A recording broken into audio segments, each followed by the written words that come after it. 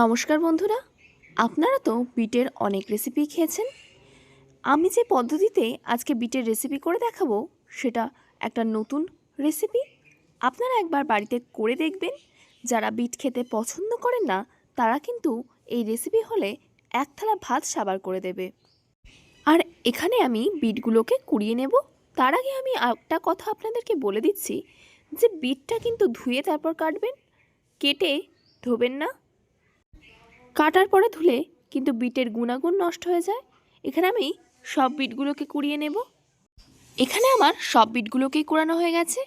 আর হ্যাঁ, আমাদের চ্যানেলে নতুন হয়ে থাকলে চ্যানেলটিকে সাবস্ক্রাইব করে আমাদের পাশে থাকবেন। এদিকে আমি একটা কড়া গরম হতে বসিয়ে দিয়েছিলাম। কড়াটা গরম হয়ে গেছে, এতে দিয়ে দেব সর্ষের তেল।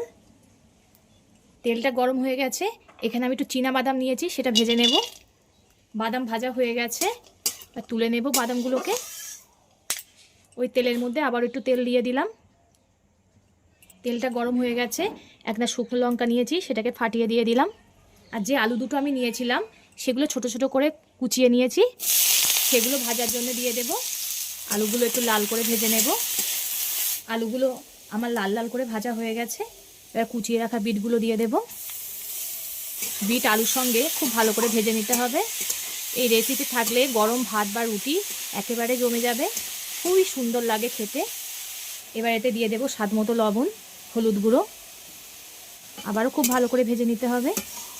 বিটটা যেহেতু একদম মিহি করে কোরানো আছে, তাই ভাজতে খুব একটা বেশি সময় লাগবে না।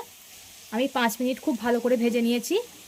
এবার যে বাদামগুলো ভেজে রেখেছিলাম সেটা দিয়ে দিলাম। বাদাম দেওয়ার পরে আবারও 5 মিনিট ভেজে নিয়েছি। এবার এতে দিয়ে দিলাম চা চামচের 1 চামচ চিনি। বিটটা যেহেতু মিষ্টি তাই খুব একটা চিনি দেওয়ার প্রয়োজন নেই। চিনি দেওয়ার পর আবারও 2-3 মিনিট মতো ভেজে নিতে হবে। আমার ভাজা হয়ে গেছে, নামিয়ে নেব। ভিডিওটা ভালো লাগলে লাইক ও শেয়ার করে দেবেন, কমেন্ট করে জানাবেন আপনাদের মতামত। পরবর্তী ভিডিওতে আপনাদের সঙ্গে আবার দেখা হচ্ছে।